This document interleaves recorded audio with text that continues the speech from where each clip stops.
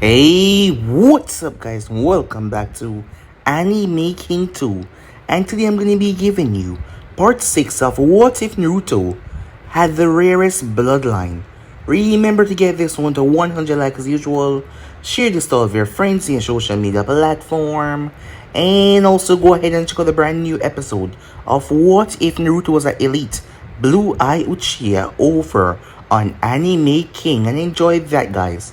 And remember, if you're new, to go ahead and click that red subscribe button and become a part of the Anime King family. And thank you for all of your help and support. Remember to comment down below and tell me if you're new. I'll be replying talking back to all of you. And stay in tune for a brand new episode of Anime King 3, which I do hope that you guys enjoy. So yeah, without further ado, what do you say we begin this new episode? Start the intro.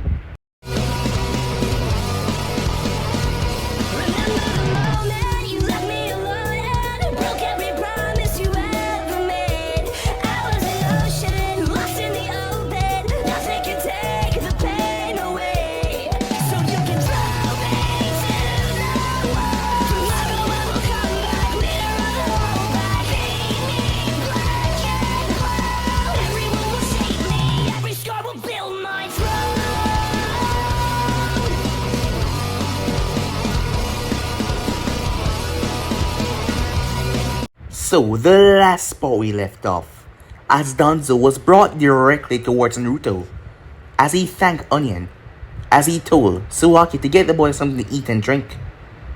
As Naruto sat there with Danzo, the man could not move as darkness was restraining him.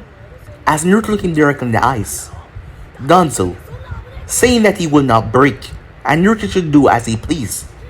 As Naruto removed his mask, Danzo felt the world around them shifted as he was brought into a hollow, empty graveyard, a space of pure death. As he saw the lower half of Naruto's face, which was completely gone, leaving nothing but his bones underneath, as he could see his teeth, his gleaming white teeth. As he looked at Danzo, his eyes shifted into pure darkness as he blew smoke from his mouth. The smoke overtook and override Danzo's senses, as it was agonizing, suffering as Danzo was tearing and torn apart from the inside. It was a special ability of Naruto, as it was a smoke clone. The thing invaded Danzo's entire body and completely consumed his identity and took over. As Naruto told the guards to allow him to leave, as Danzo headed back to Konoha, but that wasn't Danzo anymore. As Tsuaki came back inside, it took a great deal out of Naruto to do that, mentally and physically exhausted, so he went to go and get some sleep.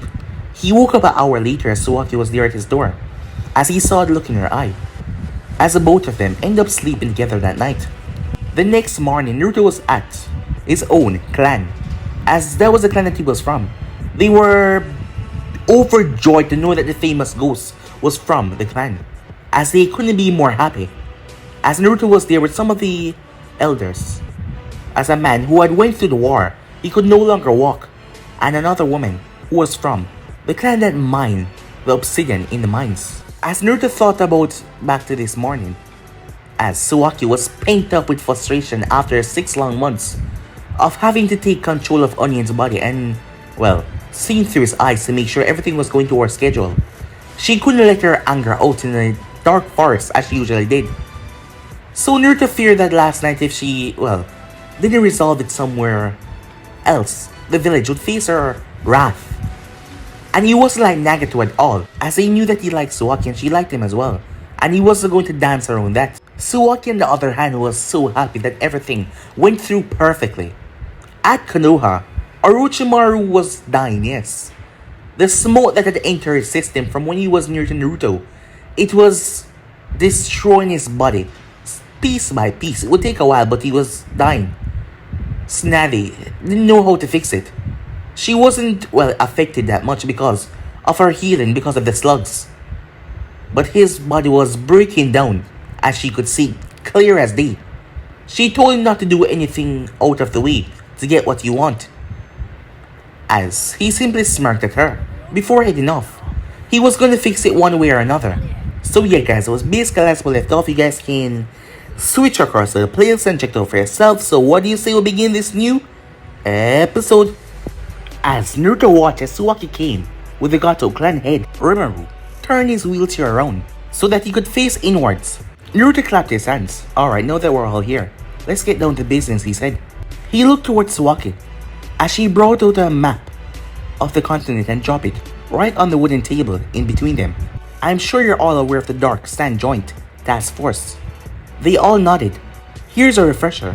Their main job is to patrol and guard the border between darkness and sand, going further up north and watch the border between sand and rock and stone. Dark Country border to Fire Country border is handled by the Defense Corps. Makoto and Nanako nodded in acknowledgement as their leader looked at them, as they were the two leaders of the Defense Corps. Makoto protecting the north and Nanako overseeing the south. The task force has reported that they have seen small tussles along the borders of rock and stone, and also fight between fire borders and the rock. Orochimaru stretches his nose and asks, their shinobi forces are fighting? No, said Sawaki. Their gang, turf wars. Gang? Said Nanako. Like petty thief? Low-level ninjas and rogue samurais have joined in, said Sawaki. It's not a large-scale war that will escalate between nations, but soon enough it will include all hidden villages and homes, countries. I went to investigate with my team, said Sawaki, and we found out that the Fire Lord's son is the one that is supplying funds and weapons to the Fire Country gang. We did not find out any reason why he's doing this. How is this any of our business? Nanako said. Naruto was the one that replied. If you recall correctly, this is how the First and Second War began. Small, insignificant fights, breaking out at the borders. Sooner or later, it swallowed the country and then the entire continent. No one could tell the exact origin of the past two wars. They could only tell that it started from skirmishes at the borders. Loss of families, morale, whispers of death, destruction, chaos, widespread panic, country's destruction. Should I go on, Naruto said. The woman bowed her head in apology. No, my lord, she said. My lord, said Makoto. If this is a war council, then why aren't the other clan heads here as well, he asked. I spoke to them about this yesterday in the art exhibition. They are mobilizing their BLAK clan mates for the mission, said Naruto. Makoto looked at his leader questioningly. What mission, my lord, he said. I want all the warring faction eliminated to the last person. And I want the Fire Lord's son to be killed and made his death look like a suicide. Trace each and every person involved and wipe them off the face of the earth. Anyone with important status should look like they killed themselves. As he leaned back, the job should be clean and a testament to this country's skill, he said. The clan heads were stunned into silence as Naruto looked at each of them. I am preventing a third war. Nanako cleared her throat. What about our allies? I don't think the Sand would be happy to know that we killed the son of the Fire Daimyo. That is why I'm keeping this order under the Dark Leader seal of secrecy. My BLAK will be performing this, and I will kill anyone involved in Fire Country. Sawaki looked up, surprised on her pale face. Sensei, that's final, said Naruto. He nodded towards Makoto and Nanako. You two will triple internal defense, but make sure no civilian or foreigner notice. I cannot emphasize how much this mission must be kept on the wraps. We will make sure that order is kept in the country, Lord Leader, Makoto said, as Nanako did the same thing as well. 10 BLAK squads will be mobilized. Sawaki started to write down notes, as she already knows which team she wanted to put on this very important mission. Team 11, her team, was the first in her mind. His eyes dim. I don't want to be the one to say this, but a third war will come, no matter how hard we try. Tension from the past war has not yet passed, and old wounds haven't yet closed. Grudges still need to be crossed out. The world is still in a fragile state. Another war would rip us to shreds and leave us with nothing. Then, sir, why are we doing this if all that is left for us is another great third war? Pushing back the days, said Naruto. Give ourselves some more time before we allow the world, the rest of them, to kill themselves. This is for our people, he said. Orochimaru closed his eyes. Well said, Lord Naruto, he said. We move out this night, said Naruto. The clan heads, besides Orochimaru, stood as they saluted. Dismissed, said Naruto. They left, leaving Naruto, Sawaki, and Orochimaru as they watched the training that was still being held in front of them. Suwaki slipped her chair over to him as she placed her hand on top of his. Ever so slowly his eyes glowed with a silent smile. Orochimaru, make sure not to comment, as he turned his wheelchair to face his clanmates, hiding his smirk as Suwaki smiled under her mask. As Naruto pointed to a random 16-year-old boy. Do you see him? She followed his finger to a boy, low-cut blonde hair and hard eyes. Yes, she said. His parents used to own a fishery close to the royal clan. The royal clan took all of their fish near the end of the war. And when they went to complain, do you know what they did? She could vaguely guess, but shook her head.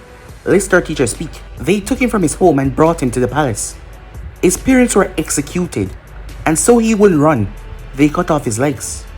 As Naruto motioned towards his knees, from the knees down, I found him in the dungeon of the castle on one of our raids.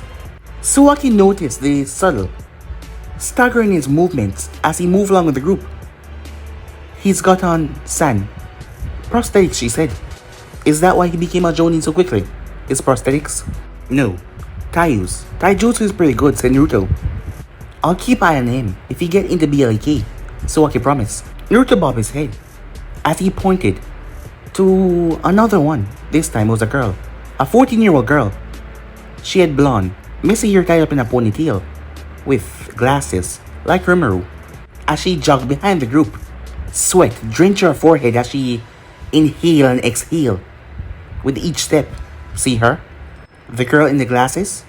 Yes. A trainer was shouting harsh at the girl, roaring for her to quit.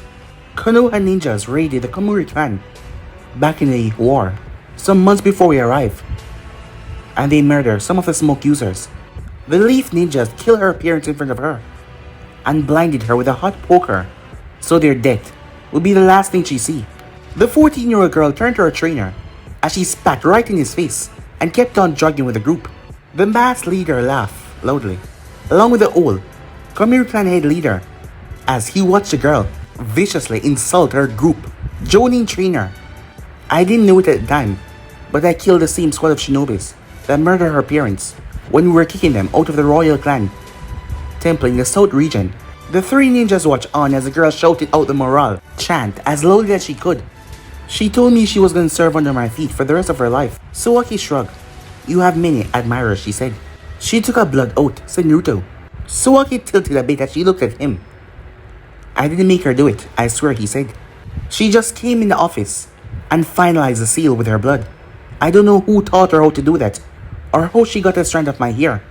Suwaki, calm down some bit. Thankfully though, said Naruto, she's the only one that has done this. A blood contract bonded the soul of the target bearer with the target person. It only succeeded if the bearer felt a strong, positive emotion towards the common person. In essence, they were to protect the person at the cost of their life, and they were to obey each and every command, or they would be punished by the blood contract. And if the loved one died, yes, the contract holder would die as well. Suwaki looked into his eyes. Do you want me to? As she slid a finger across her throat. Nothing will happen to you if she dies, said Suwaki. As Naruto looked at her and patted her on the hand, making her calm down. No, of course not. Kill no karma is bad, Su, he said, as he couldn't believe he had to tell her that. In your free time, find a loophole in the contract and unbind us. Make sure she doesn't find out though. I don't want it breaking her heart. But I want to break her heart, said Suwaki. As Naruto sighed. She's just a kid. Whatever, said Suwaki, as she pushed his hand away and she stood up. Cheer up, Su. Lunch will be my treat, he said, as he patted her seat. As she scoffed a bit before sitting back down. My point is, no matter how hard I try to remodel and rebuild this country, there will still be remnants of the past that will always haunt us. Sure, we have 7 years of rapid development and advancement, and I foresee many more developments, but in the current time we desperately need it to get ourselves in order. It wasn't that Naruto was sheltering his people after all. The three forces were there: the police force, defenses corps, and the BLAK, and also the joint task force between him and the Sand to protect them in the center. He gave his people free rein to make money outside the village, establish business, and to do what they want outside, whether in allied grounds or non-allied grounds. But they preferred to be allied grounds because people would always try their best just to start problems. Years ago, he signed for more funds to go to the orphanage and old people homes. About 2 years ago, he raised a successful standard to living expense. So, no one was without a home or virtual income, approved healthcare, and free basic education without the help of his alliance. He also had a retirement benefit for his ninjas and civilians as well, who do the risky jobs, like construction workers, chemical scientists, and the ones that, well, look after the wild animals in the dark forest around. That was for the civilian part. But more and more money was coming into the country. High-paying missions or their trade river country. Every week or two, a large amount of money was added into the country money reserves, bumping the spending limit up further into each addition, as this allowed him to fund other departments that wasn't only about his ninjas. For instance, he sent more money to the Dark Country Laboratory for the scientists to buy state-of-the-art instruments and also begin their search to finding cures. He had his engineer look into creating a fully functional railway system that only run in the country. The last thing he signed for was for the academy to sign curriculum imported from the Sand and Uzo. Regular monthly sum of money was sent to the Kurama clan to sustain them, as Konoha refused to cater to their needs, seeing that they refused to be a part of the Leaf Shinobis, as Naruto wasn't one not to give credit, as the Hidden Rain was a highly industrial nation. He tweaked and adjusted most of the plans, and everything was going wonderfully so far. The loyalty of his people were already ensured without the developments, but the admiration, the pride went up tenfold when they saw development sweeping through the country so quickly. Before I can say our defense can repel on allies' invaded forces, we need at least 5 more years. If Kumo, the Stone, and Snow Country, 3 long-time allies, had set their sights on darkness, then they had no chance. They could only probably keep them at bay for a year. Konoha would join in, but they wouldn't join with them. They would strike from another angle to get the most effect out of this, and that would cut their time into half a year. The Sand and Kira could help, but the Sand couldn't attack Leaf, neither could the Mist. Seeing off their non-aggression pact towards each other, even traveling by boat to Uzo would be a challenge. The foreigners in the country are also on the list of people I want to protect, Naruto said, as Orochimaru turned his wheelchair around. The man stroked his mustache as he nodded. I agree with you, Lord Naruto. A war is the last thing any decent human being would want. As he glanced down towards his legs with a sigh, he had to switch himself with a subordinate of his, as that subordinate had accidentally stepped on a landmine set by the royal clan, nearly ruining their attempts of fending off against the royal clan invasion. It was the fastest he ever moved in his life, and it was the last time that he used his legs. His clan could create smoke with their water and fire affinity, but neither of them could be called a bloodline. Not like how Naruto did with his lightning, as Naruto lightning was already a bloodline in the result of his smoke being stronger when he mixed it with water affinity, as Orochimaru had created, along with the clan leaders, a new seal that helped the members replenish their energy. It was called Steam Engine.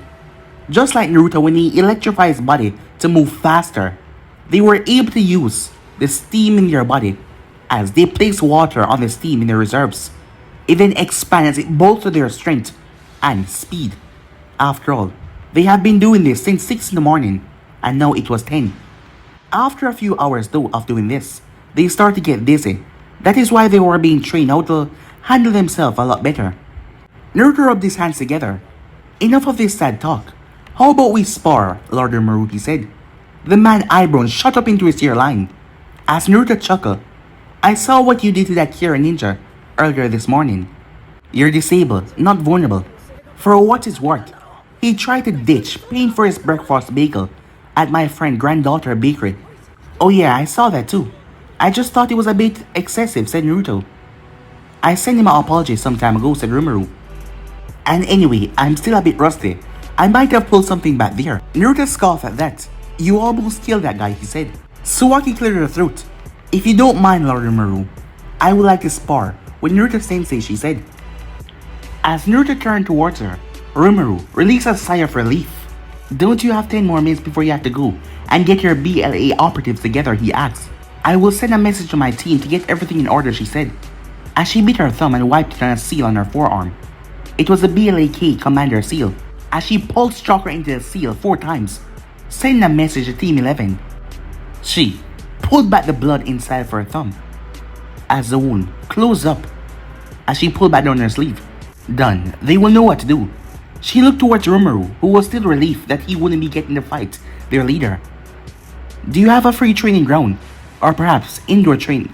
I haven't agreed to. Naruto was cut off, as Sawaki pulled him up to his feet by holding onto his arm. We haven't fought in 4 years, Sensei. I want to see how far I've come, she said. Naruto sighed, as he turned towards Orochimaru. We'll settle this later, he said. Let's have the fight out here, said Orochimaru. It will increase morale in the camp. Good idea, said Naruto as he took off his robe and placed on his seat. As he took off his hat and placed it down, as he was left in a grey shirt, black pants, and black sandals. Down his arm was a black line going down, as the black line went to each of his fingers, leaking into his fingernails, as they were black like he painted them. He flexed his body as he cracked his neck, as there was white bandage around his legs, as he was carrying no visible weapons, not even the basic ones. He ran a hand through his hair as he listened as Orochimaru roared, Gather around, all of you.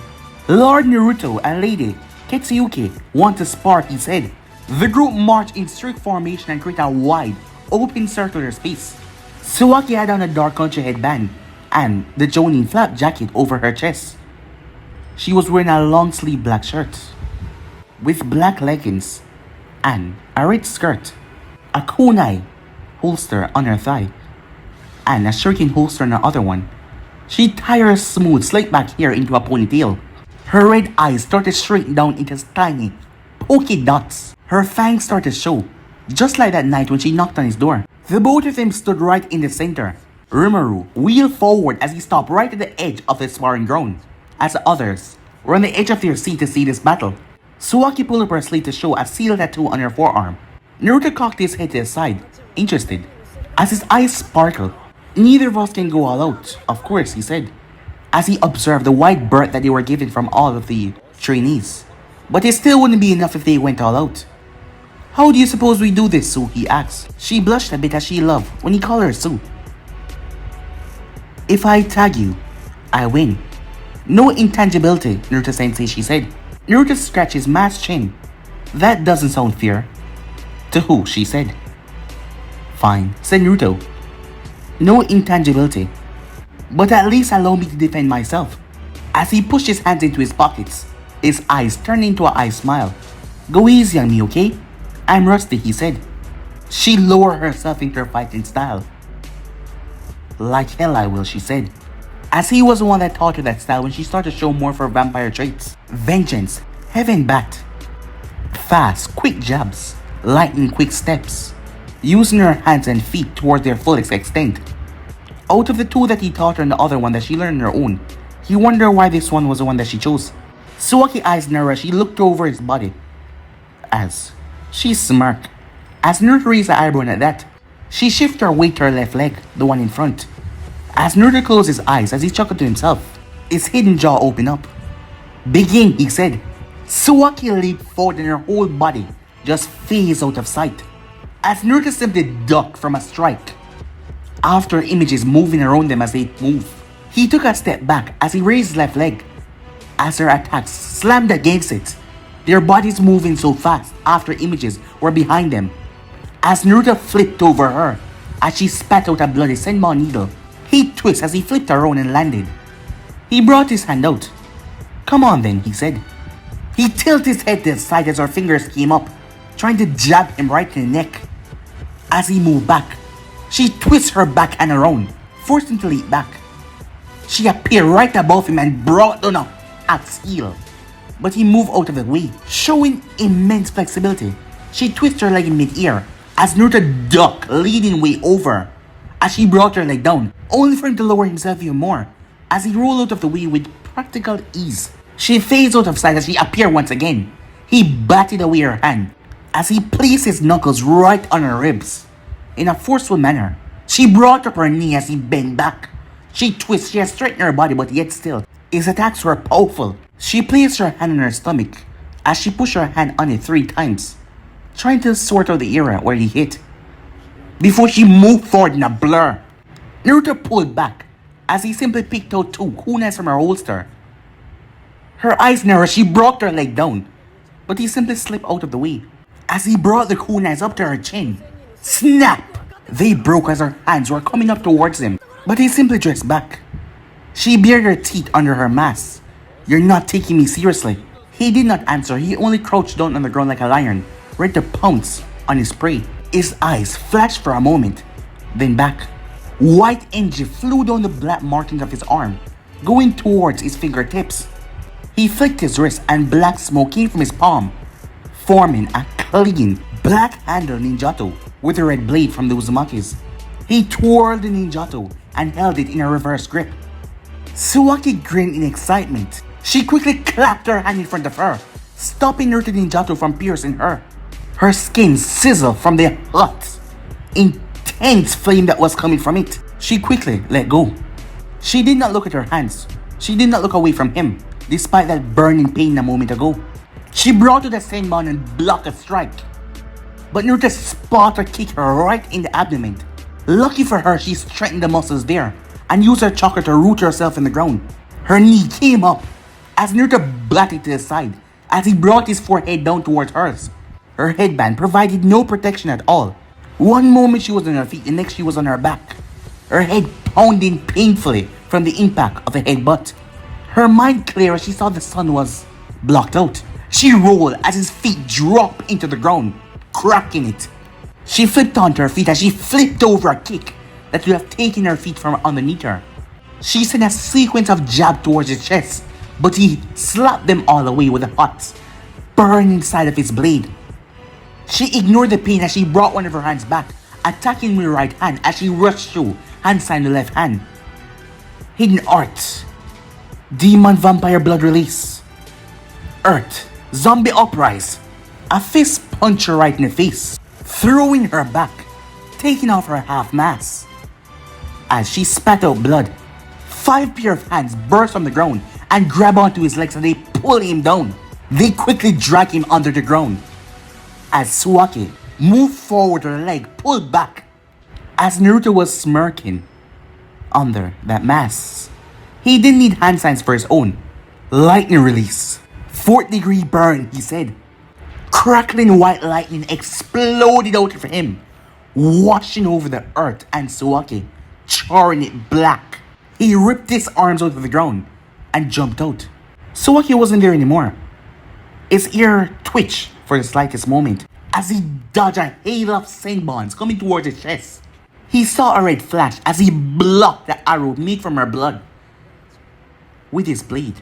It burst as blood showered the area. He blew. A gust out of his mouth contained the blood in the air. Making Tsuaki bleed was a, mistake for any enemy on the field. But Naruto wanted to see how inventive she could be with it. The blood mist circled around him and surrounded the vicinity. The blood particles in the air doubled and created a 10-foot cube around him, encasing him in a tiny particle of her blood. He could still see through it and people still see him, but he dared not breathe it in or to enter his airway. If that happened, fighting her would be a lot harder. The particles in the air thickened again as the cube got thicker and thicker, making it hard for the spectators to see inside. As Naruto held his breath, the air smelled nothing. Only thing he smelled was her. As he could sense her, the place was filled with her chakra. She was hiding her tracks well, with the entire place smelled like her. How would he find her? As his jaw simply opened more in excitement, he flicked the blade in his arm as it disappeared.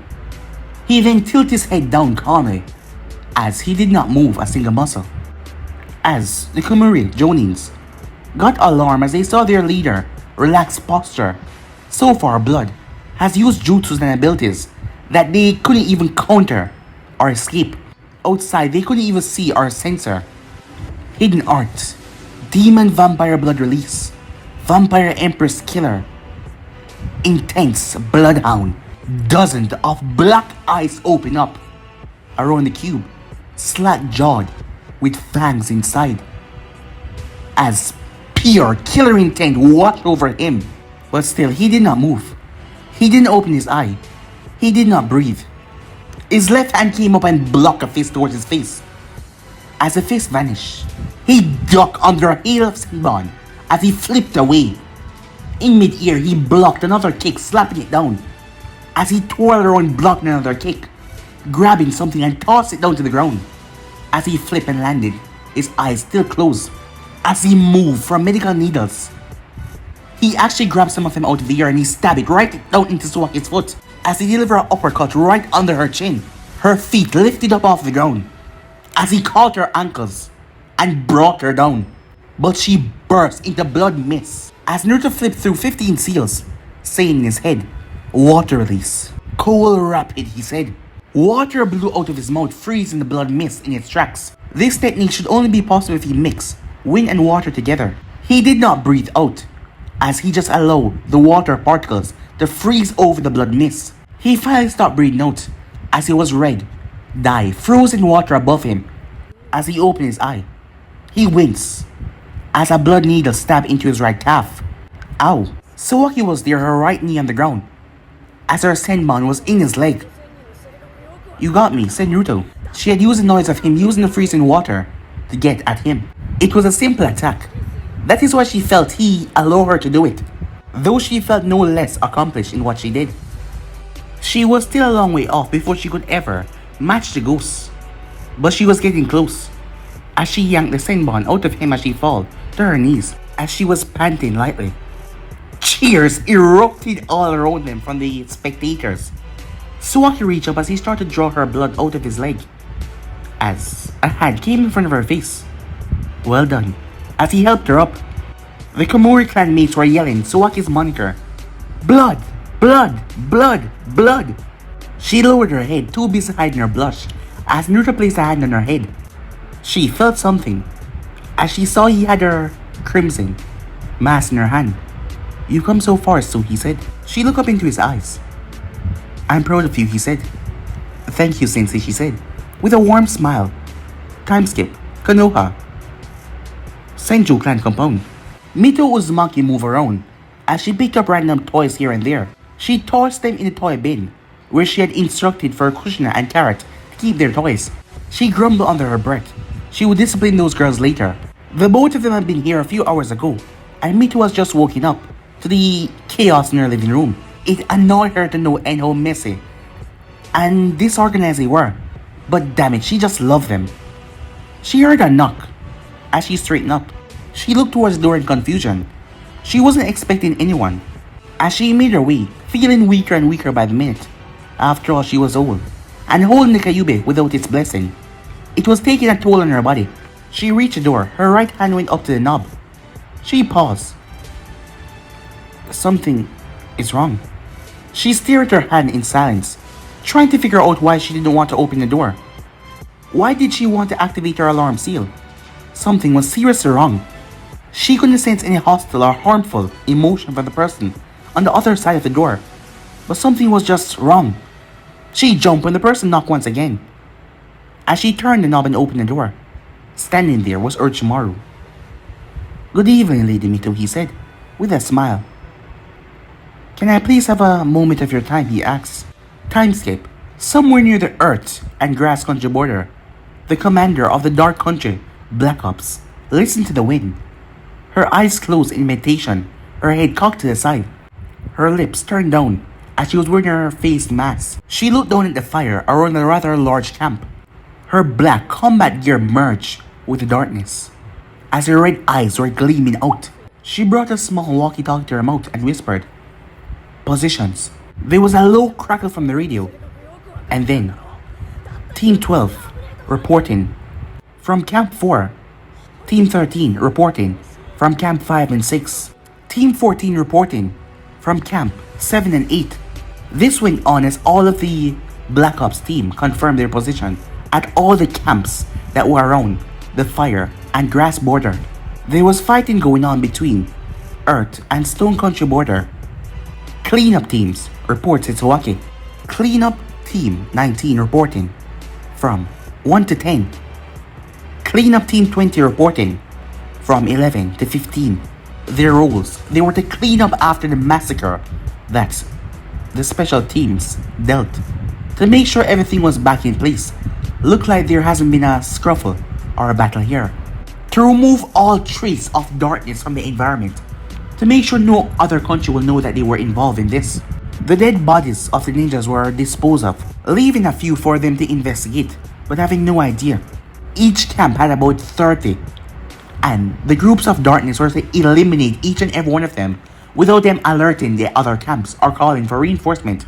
Each member of a team was made up of special requirements. There was no foreigner or Uzumakis or stand users on the teams. As for Team 11, the deputy captain was Was, a long-range bow user that had got Sawaki's attention. His Was colony gave him perfect eyesight from close to any angle around him. And also, he could merge with his environment, making the perfect shot. Second was Panda of the Chuniko clan. He was a Fuinjutsu master and also a mid-range fighter, as he was given the ability of controlling ink.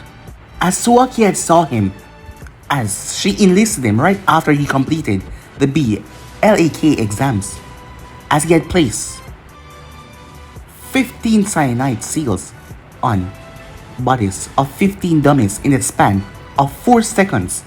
That caught her attention. His weapon of choice when forced into close range battle was a Tonto.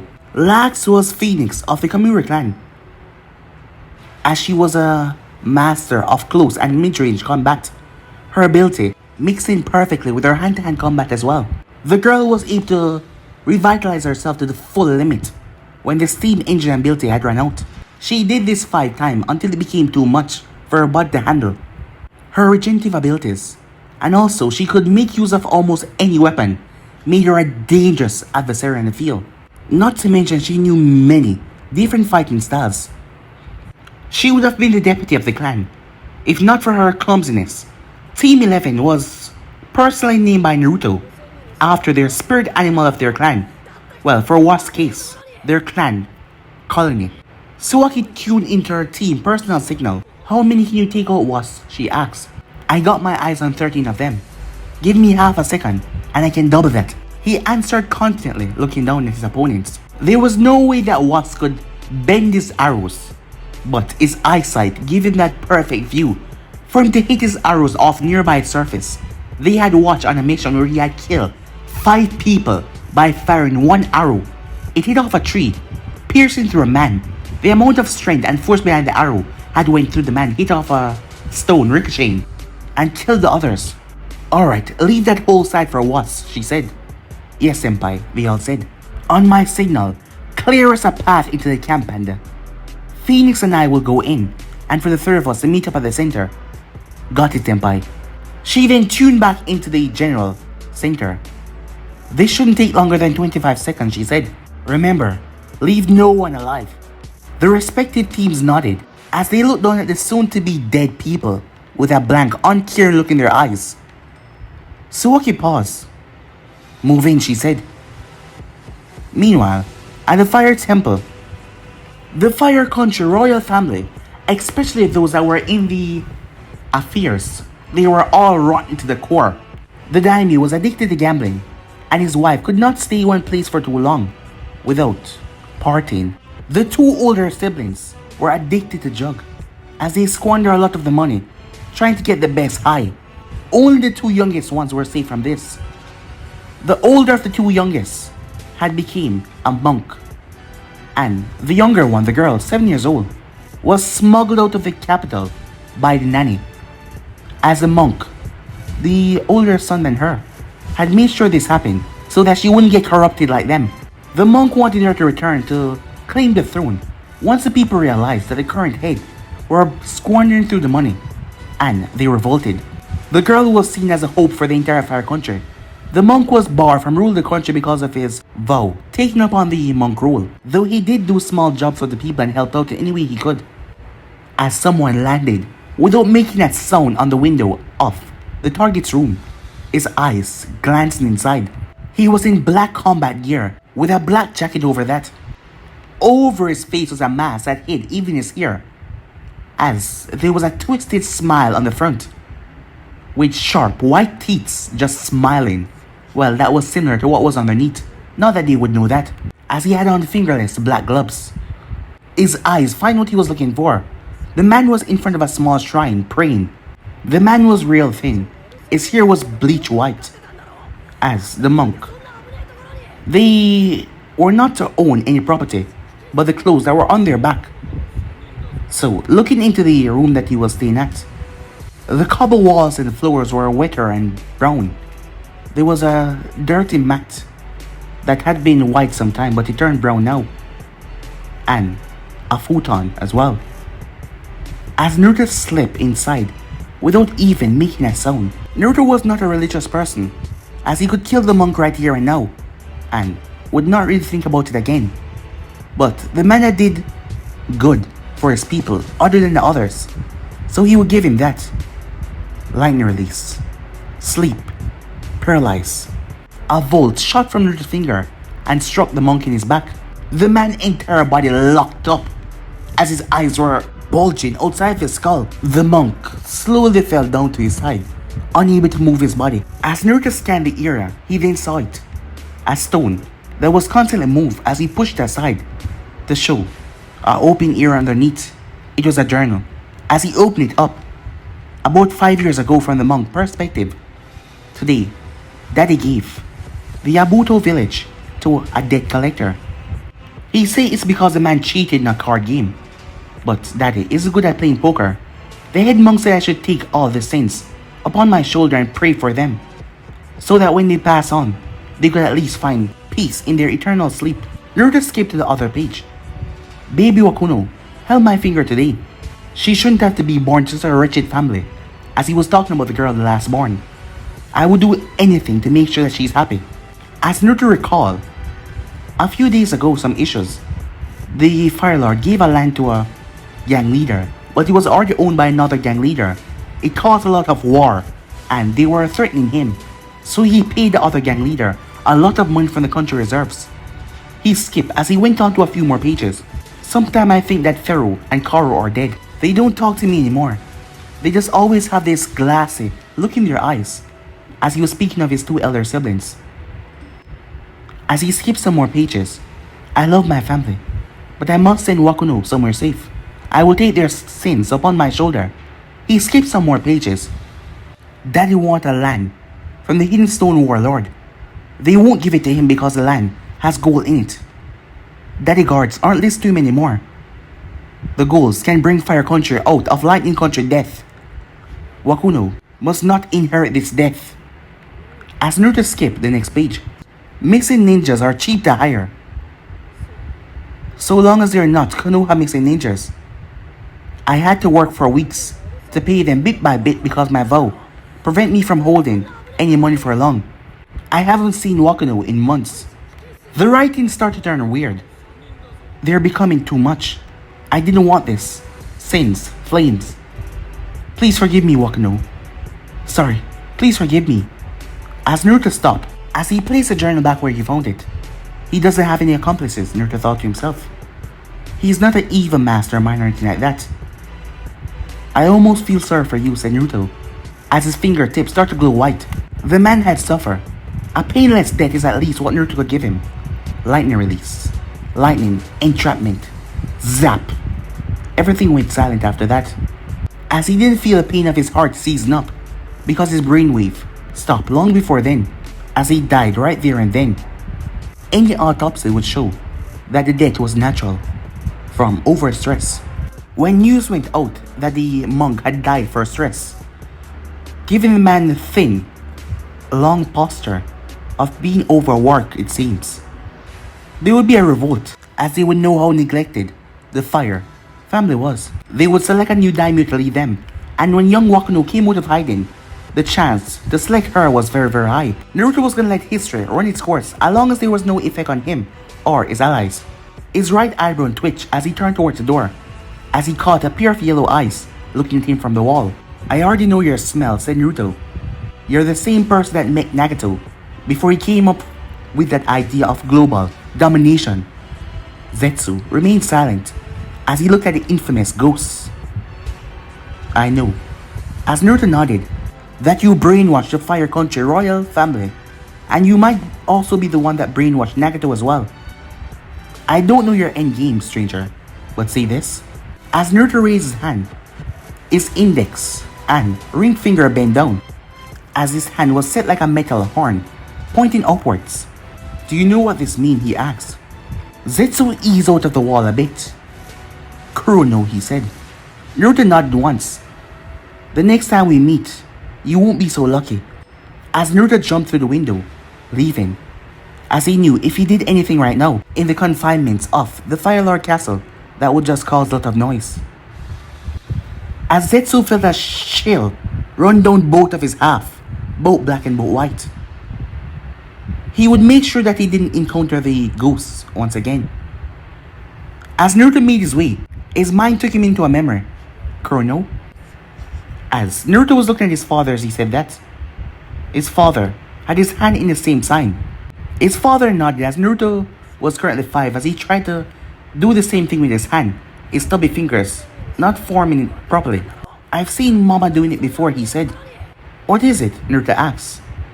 His father, shaggy blonde hair, came down as he had a scarf around his mouth. It's hard to explain, he said, but he tried to explain as best as he could. Before the creation of our country, the Dark Country, the Lord Yin Yang encountered our clan and the Tsushimiki clan on this land. He taught us how to survive in the harsh terrain and make the place more durable. Sometime later, the Gato clan came out of their caves. The Hato clan came out of their tunnels. The Kurama clan came in from the west. The Chuniku came from the east. And the Panta Senshi migrated from the South Islands. Lord Yin Yang corroded all the dark animals, maintaining them within the dark forests, giving us protection in the land. Dark Country was originally formed when Yin Yang appointed the royal clan to lead us, and he walked off into the ocean never to be seen again. As Naruto digested that all, Kurono is the hand sign Lord Yin Yang used to drive all the dark forest creatures into the forest. Other clans adapted that sign as their history as well. Now Kurono is our history. As Naruto looked at his hand that was shaped in the Kurono hand sign. Kurono is darkness, it is our natural pride. The heart and soul of our country. It is the stubbornness of our people. For us to unwillingly accept our fate and we will not die. It is hope for a brighter future. It is passion for the darkness and all within it. Kurono is our life. Kurono is our promise. The way the man talked, he just brought out something, infused a fire within Naruto's heart. As Naruto remembered how his mother had used the Kurono sign to quell an argument between one of their clan's mate and a Tsunami member. A time will come, Naruto, when we will have to flee this country. You will feel lost and hopeless, he said with sadness leaking into his eyes. But always remember this, as he showed Naruto the horn hand sign again, will give you hope. As Naruto looked at his own hand that had the sign on it, Kurono held no real power. But there was something when there was nothing. A promise that despite everything, they had a home. A promise to never give up. As Naruto experienced that rush as he looked at his hand sign. Promise me, Naruto, when shit hit the fan and we have to run. As he looked directly into Naruto's eyes, blue meeting blue. Promise me that you'll come back to your home one day. The next day, the royal clan had broke into their home and arrested them. And Naruto watched his uncle get beheaded right in front of him. He watched as his father was forced down towards his knees, shouting for Naruto to close his eyes, but Naruto did not. For a long time, he forgot about Kurono. But when his parents were killed by the landmine, and the others' parents had died as well, leaving all of them orphans, he remembered a promise made to Kurono would definitely come to pass. As Naruto stopped, as he had reached back home to the gates of his country, yes, a promise will definitely come to pass. But guys, the end steps are right here. If you want to see the next part of what to do, like, subscribe, comment down below, and turn on the bell notifications they posted. Remember to share to all of your friends in your social media platform. And stay in tune for What If Naruto had cosmic energy over an anime making 3, which I do hope that you guys enjoy. And remember, if you're new, to go ahead and click that red subscribe button and become part of the making family. And thank you for all of your help and your support. And yeah, without further ado, I'm out for now. See you guys soon. Peace.